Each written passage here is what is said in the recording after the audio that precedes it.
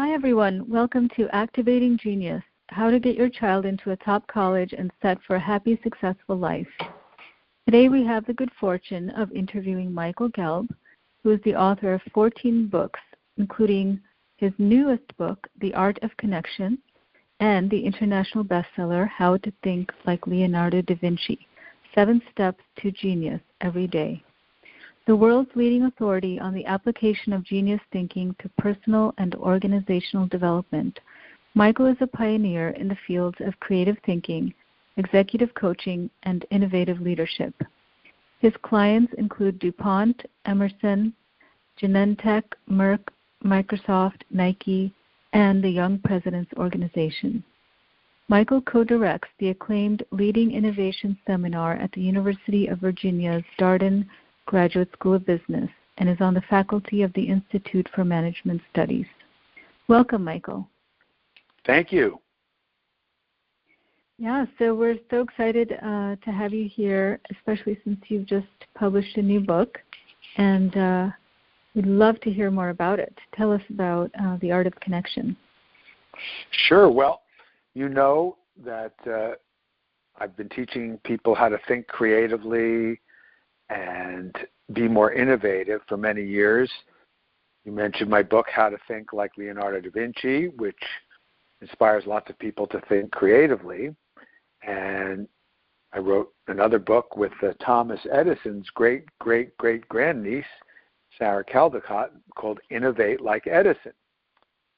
So creativity and innovation are very important. It's important to know how to think creatively, how to understand the process of innovating. And having said that, if you really want to apply your creative ideas and make innovation happen, then communication skills and relationships are often the missing link. You can have the best idea in the world.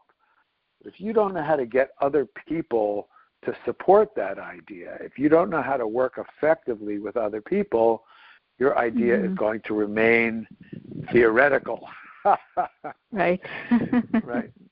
So, yeah. I've been working with companies around the world and with schools, for that matter, and people from all walks of life on being more creative.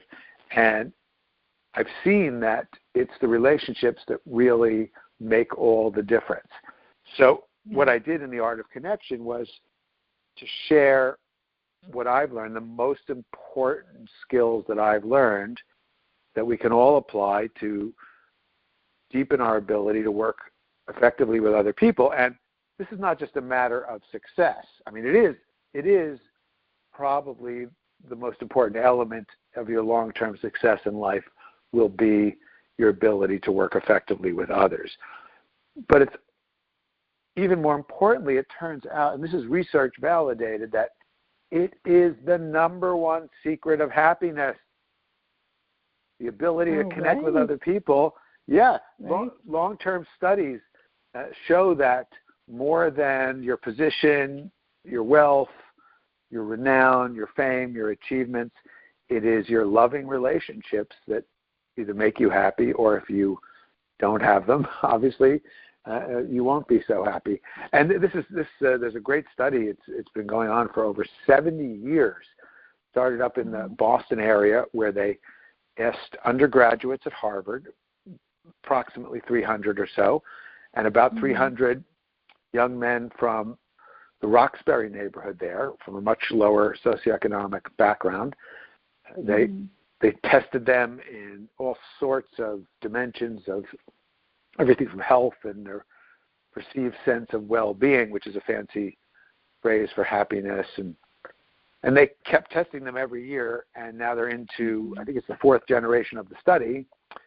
And when they asked the young men, what do you think will make you happy? They all said, well, being a vice president or a president, or starting my own company, or making millions of dollars, or living in this neighborhood, or having a house, or having a Ferrari, and all.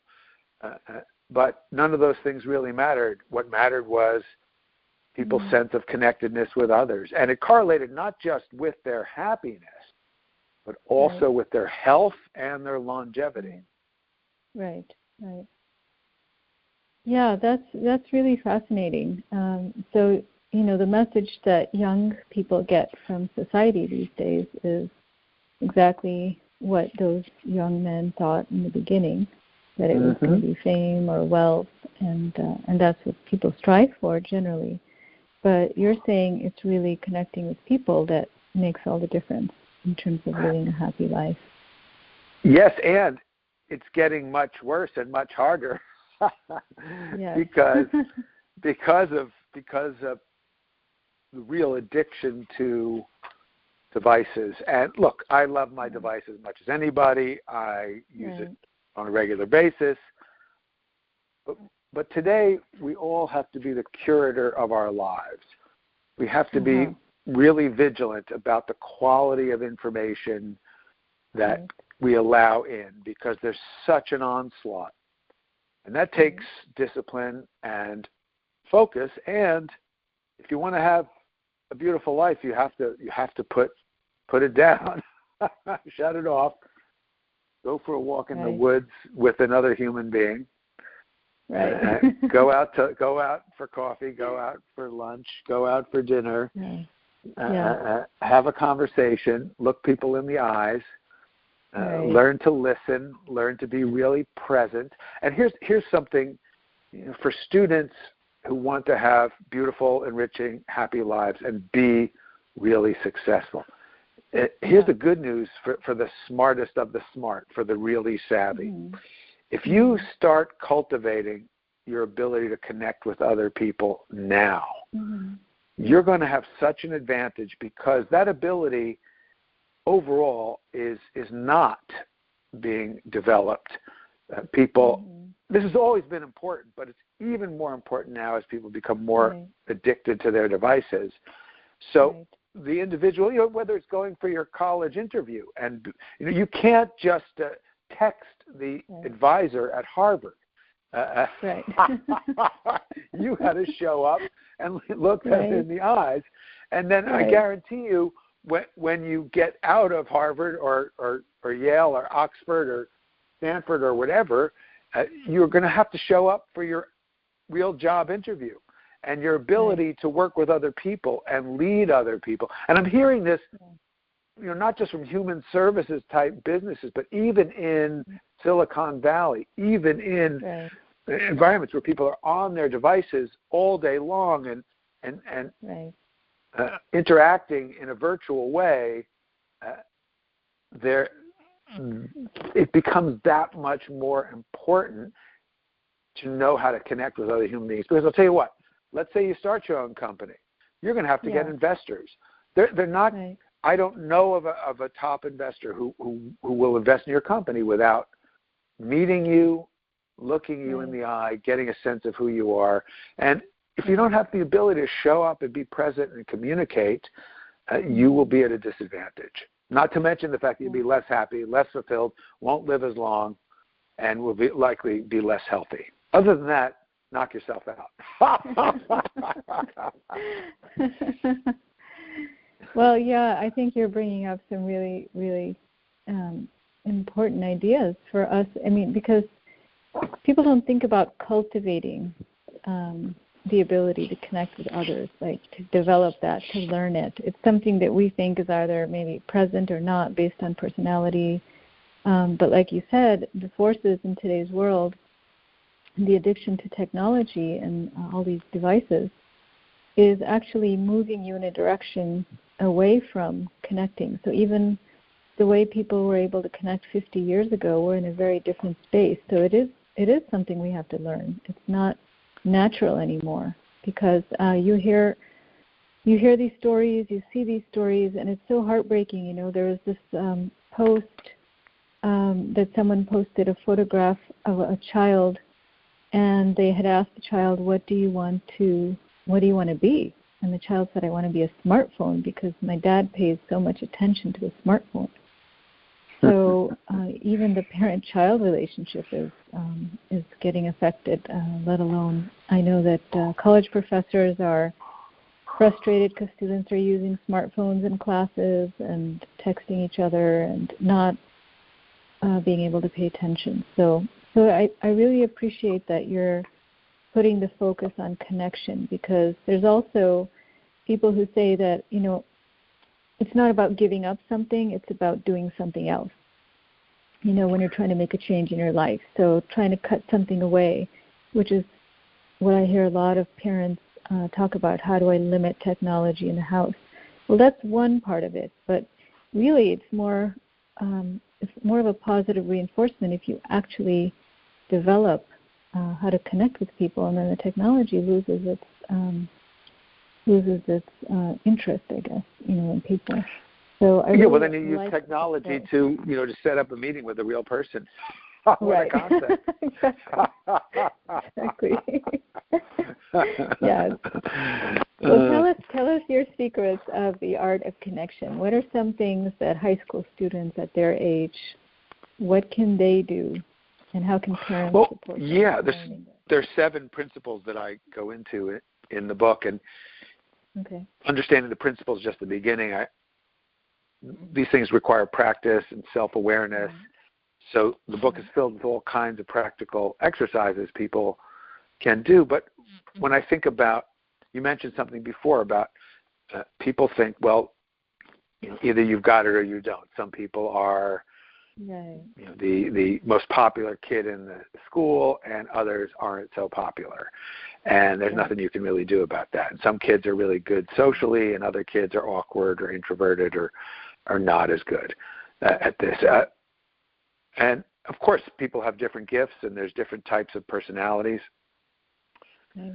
But one of the things we've learned, and this is fascinating, this is a positive development in the last 30 years or so. We've learned that you can, first of all, it's helpful to understand as much as you can about your own personality type. We all have different types or styles, and there's many different systems or personality profiles that we can investigate. What's great is you can go online. Here's a positive use for your device. Go online and find out your Enneagram type. That's ENNEAGRAM. It's a 9-fold typology, and there are 9 different kinds of people, and you can find out which one you are. There's no type is better than any other type, but it's fascinating when you realize that, a lot of what you do is just what your type does. It's not even personal. It's just how you're wired. People seem to be wired in these different ways. There's another very renowned system called the Myers-Briggs, which has 16 different types of people. And again, you can go online. You can find out your Myers-Briggs type. You can do it for free. So find out what your type is, because you'll learn a lot about yourself. And you'll learn why you do some of the things you do. Then study the other types. And you'll learn why other people do what they do, that they're just hardwired to be that way. It makes it easier to be much more compassionate to other people, because you realize they're not doing that necessarily to be obnoxious. That's just the way they are. Right. But then, so the great thing is, there's a tremendous value in studying these different types. And the ones Enneagram and Myers-Briggs, there are other excellent ones as well. They are, you can validate them for yourself. There's a lot of research into these, and what's particularly interesting is when you cross-correlate them. But here's the real point. Once you become more self-aware and understand your type and understand the people around you and what their types are, you can then begin to cultivate the qualities that you want to cultivate in order to develop some of the competencies and skills that come more naturally to other types. And this is what people do when they're on a path of growth, and if they want to be leaders, if they want to have more fulfilling lives, they learn these skills so that I call it versatility. And what we now know is that you can learn these things that may not come to you naturally. And if you, just like you can learn to dance, or you can learn to sing, or you can learn to play a musical instrument. Yes, some people have more musical talent than others. Some people have more talent at dancing than others. Some people have more talent at singing than others. But what we've learned is that people who persevere in learning things that they're not necessarily good at will often become better at those things than people who are naturally gifted but don't work at it. This is the research of Carol Dweck at Stanford University, the difference between the fixed mindset, which just assumes that you either got it or you don't, and what she calls the growth mindset, where we deliberately practice the things that we don't seem to be good at. So you can be an introverted person, and you can cultivate the social skills that will lead you to be very successful with people, much more comfortable, and much more effective in life. And if you're a more extroverted social person, you can learn the skills of deeper listening and of contemplation in solitude that sometimes make introverts so good at coming up with breakthrough ideas. So we can all become more balanced and more whole, and this is a lifetime project. So if you're a young person, the best time to read about this is now. Learn this now. Start working on this now, because you'll be working on it for the rest of your life. But the sooner you start, the more liberating it is. Because most people don't. They're not aware of their type. They're not aware of why they do what they do. They take everything personally because they're not aware of why other people do what they do. And this is wisdom that you can that's accessible to you now. Right. Yeah, that's very helpful. I do use Myers-Briggs with my students who come to me starting the 8th or 9th grade to help them understand themselves. I haven't actively worked with them in the sense of developing areas that they may not be as strong in. I haven't done that part yet, but it just does start as give us a starting point, for career exploration and things like that. Sure. So, yeah, and it's interesting too. When I've done webinars recently, I talk about multiple intelligences, and I ask people, what type of intelligence do you want to develop? And overwhelmingly, it's interpersonal intelligence that people feel weak in. So it just points to what you were saying, that we need it more than ever. Well, these two, and so there's interpersonal intelligence, which is getting along with others, and there's intrapersonal intelligence, which is understanding yourself. And the two of them go together. The more you understand about yourself, the freer you are to develop the interpersonal competencies that allow you to get along more effectively with different types of people. Yeah, that makes complete sense.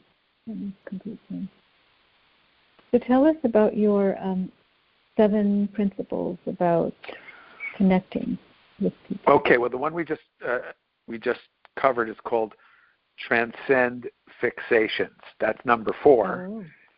So we'll work backwards from there. We won't go in order. We'll jump around. So number 3, I call achieve the 3 liberations. And the 3 liberations are: learn to be free from taking things personally. Learn to be free from whining, blaming, and complaining. That's a big one. Right? And this one's really tricky. Learn to be free from looking at everything in terms of like and dislike. Because all these things all limit your inner freedom. If you just think everything is, well, I like it or I don't like it. We live in a world where everything has a thumbs up or a thumbs down. Oh my God, I got 275 likes. Who cares? It's designed. No, seriously, it's junk food for your reptilian and mammalian brain. It's a cheap thrill that doesn't do you any good. Sorry to say. Which doesn't mean you can't have your preferences, and it's all fine to like, but it's a limited mind that only looks at the world in terms of preference. That's just a programming for survival. It's necessary. there's things I like, things I don't like. That's fine, but don't let your life be run by it. Right. Don't assume that everything's about you, because it isn't. And stop whining and blaming and complaining. Right. So those are three things that are super hard for teenagers. Everything that right, but said. Get with it now. Just get over it. Grow up. If you want to, and grow up in a good way, because you'll actually be. The wonderful thing is, these are things. Believe me, I've spent plenty of time with these with my so-called grown-up clients. Yeah. And they need all the help they can get. Trust me, it's why I wrote the book. But you can get a major edge in life if you can just begin to have at least a sense of humor about the tendency of yourself and other people to get together and all be blaming, whining, and complaining. It's like, okay, great. Well, what are we going to do about it? And just ask yourself the question: do I get more energy from this, or does it take my energy? Do things work out better when I take it personally? And if I'm viewing everything for what I like or don't like, how expansive is my mind and my opportunity for learning? So if it's okay, you can do whatever you want. I'm just saying, be aware of what you're doing. Be aware of the consequences of what you're doing energetically, and for the quality of your life. And this is very helpful. Oh, good. And then we can go back. We'll go backwards. So the second one is the title of the chapter is "Be a Glowworm," and that comes from a quote from Winston Churchill, the great Prime Minister of Britain, who helped Britain get through World War II and overcome tremendous adversity in the war. And he said, he had this great quote, he said, "We are all worms, but I do believe that I am a glowworm." Yeah. And Winston Churchill was an amazingly inspiring person. It's hard for us to imagine living in London in the middle of the Second World War during the Blitz. But 56 nights in a row, the city of London was bombed all night long by the Nazi warplanes. And people had to spend their nights in the subway, in the underground, in order to survive. And so it's hard for us to imagine if you lived in New York or Chicago or Kansas City or Houston or Miami or LA or Seattle being bombed 56 nights in a row and having to live underground. And, back then nobody knew that the Allies were going to win the war. It looked like it was going to lose and be dominated by this horrific totalitarian regime. But one man got on the radio and gave these speeches to the nation to have courage. And he inspired people. People would be huddled around listening, and they keep digging out the rubble of the bombing night after night after night after night. And every morning they'd get up and just clean it up, and kept it together, and eventually overcame unbelievable adversity and emerged triumphant. This is one man's ability to inspire a whole nation and basically save Western civilization. Now, that's a dramatic example. But it turns out that we now know that emotions are contagious.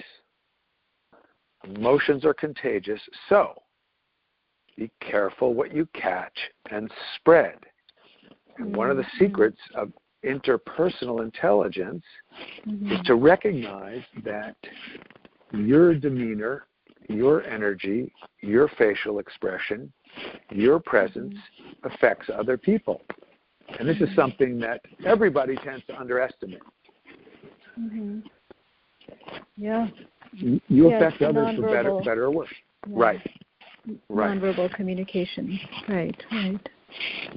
So if you can bring laughter, humor, caring, compassion, wisdom, intelligence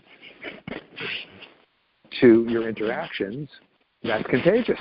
And this is why you don't want to be spending too much time whining, blaming, or complaining, because you're literally lowering your immune system and lowering the immune system of other people. Whereas when you're kind to somebody, when you're loving, when you smile and that person feels uplifted by your presence, it doesn't just strengthen their immune system, it strengthens yours. We can measure this now moment to moment. Mm-hmm. So recognizing that emotions are contagious, so be careful what you catch and spread. And this tells you also, this is why it's so important to curate your life in terms of who do you spend your time with. Because when you do look at people who wind up with unsuccessful lives, if you look at people who wind up incarcerated, poor, in jail,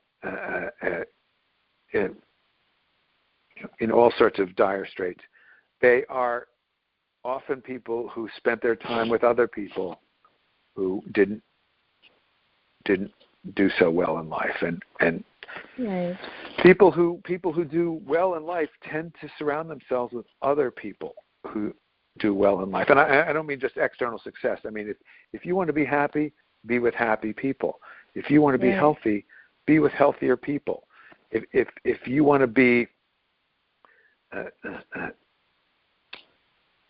successful in life, however you define success, then spend time with people who bring out the best in you and you bring out the best in them. Spend time in positive environments.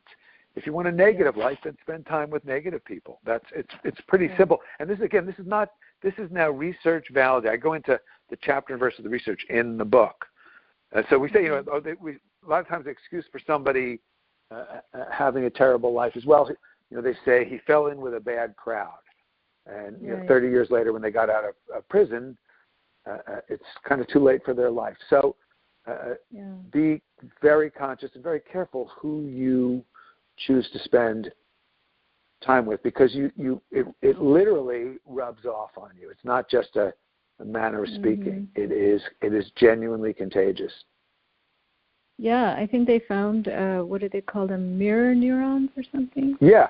Well,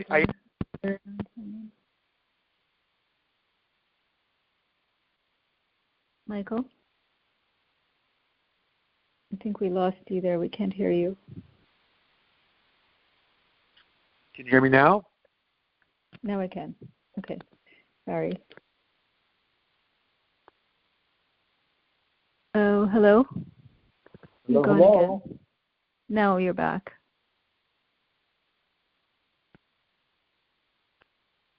Hello? Hello? Okay, I can hear you now. You keep going in and out. I'm not sure what happened. I can hear you. You can hear me. Okay. You were breaking up a little bit before that, but I could still hear you. Say something now. How about that? Yeah, that's okay. It's a little faint, but I can hear you. How about that? That's much better. Yeah. Oh, there we go. Okay, I think we fixed it, whatever it was. Yeah. Okay, so I was telling you about Marco Iacoboni. So he wrote the book about mirror neurons and has done a lot of the research. Okay. And he will tell you emotions are contagious, so be careful what you catch and spread. Right. Okay. Okay. Yeah, that's definitely helpful. Yeah, it's and it's just even like the slightest thing when you're checking out of the supermarket or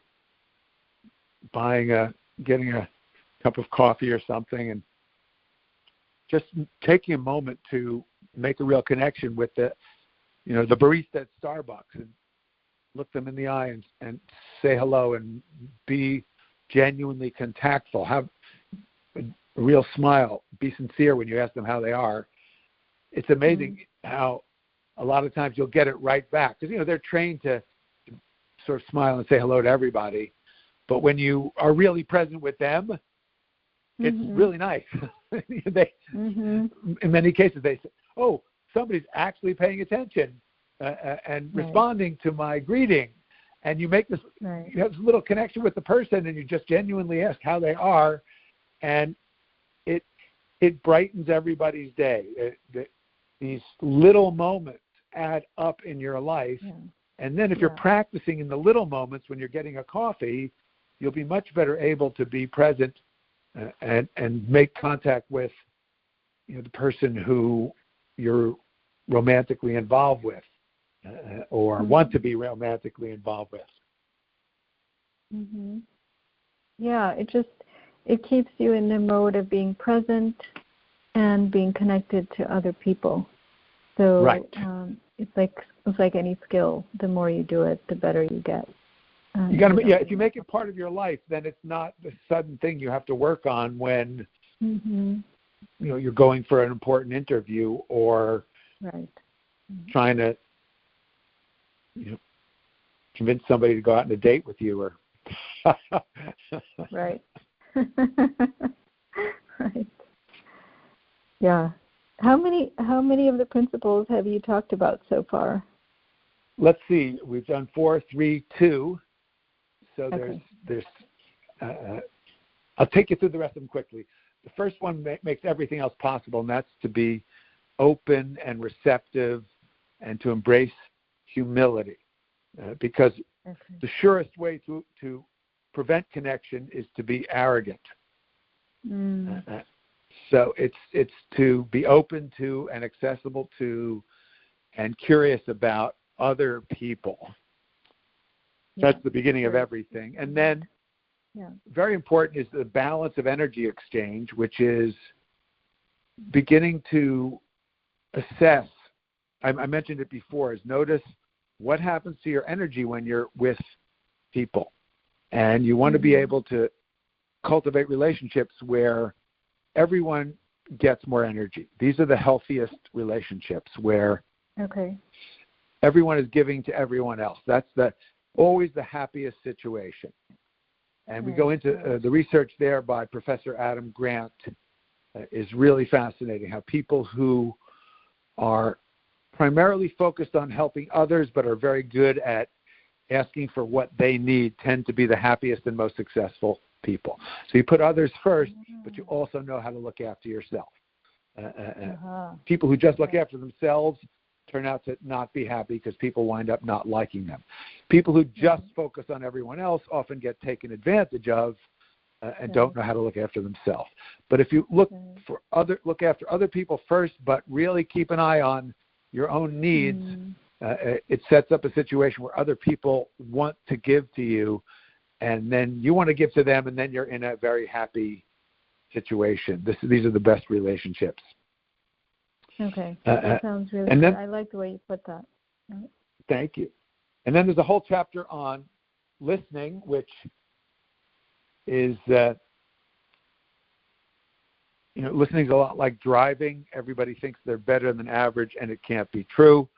So we go deep into how to be a really good listener. And then the last chapter of the book is about dealing with conflict. And the reason it's the last chapter is because you have no hope of dealing with conflict unless you've studied the first 6 chapters. Right. Yeah. Like a foundation. If you do those other things, it's very unlikely there will be conflict. Yep. Excellent. It sounds wonderful.